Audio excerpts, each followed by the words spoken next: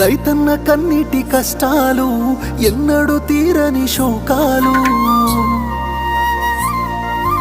అప్పులతో ఆత్మహత్యలు, తలరాత మారని బ్రతుకులు.